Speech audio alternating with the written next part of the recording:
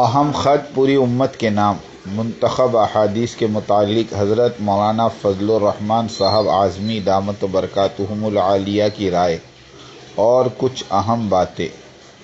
بانی و شیخ الحدیث مدرسہ دعوۃ الحق آزاد جنوبی افریقہ اور حضرت جامعہ تعلیم الدین ڈھابیل کے سابق اساتذہ ہیں۔ اس وقت جنوبی افریقہ کے مشہور ادارہ دعوۃ الحق آزاد میں اہتمام اور شیخ الحدیث کے منصب پر فائز ہیں۔ بسم اللہ الرحمن الرحیم۔ کتاب منتخب احادیث کے بارے میں میری رائے۔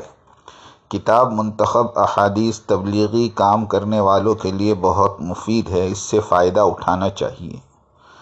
نمبر 1، اس میں احادیث 6 نمبرات کی ترتیب پر جمع کی گئی ہے، اس لیے اس کتاب میں سے حدیثوں کو اسی ترتیب سے یاد کیا جائے اور 6 نمبرات کے بیان کرنے کے وقت انہی مضمون کو بیان کیا جائے جو اس کتاب میں ہیں۔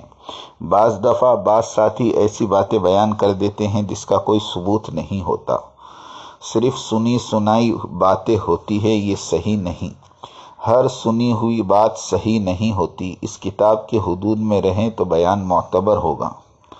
نمبر 2، اس کتاب میں ہر حدیث کا مکمل حوالہ دیا گیا ہے۔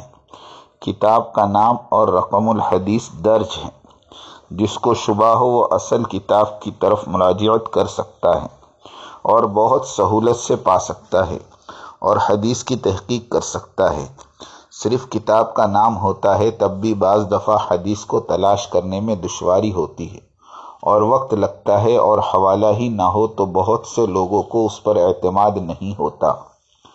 نمبر 3، اس میں قصے اور حکایات نہیں ہیں جس پر بہت سے لوگوں کو اعتراضات ہوتے ہیں، صرف احادیث کا متن ہے اور اس کا ترجمہ۔ میں نے بھی اس کتاب سے فائدہ اٹھایا ہے اور گھر میں اس کی تعلیم بھی کرائی ہے۔ جو بھی اس کتاب کو محمد رسول صلی اللہ علیہ وسلم کے ساتھ پڑھے گا یا سنے گا، امید ہے کہ اس کو ضرور فائدہ ہوگا، جیسا کہ دوسری حدیث کی کتابوں کا فائدہ ہے، جیسے ریاض الصالحین، ترغیب و ترہیب، ادب مفرد وغیرہ۔ ھذا ما عندی واللہ بصیر بالعباد۔ فضلور رحمان اعظمی، آزاد جنوبی افریقہ، 28 جمادی الاولیٰ سن 1442 ہجری، مطابق 12 جنوری سن 2021۔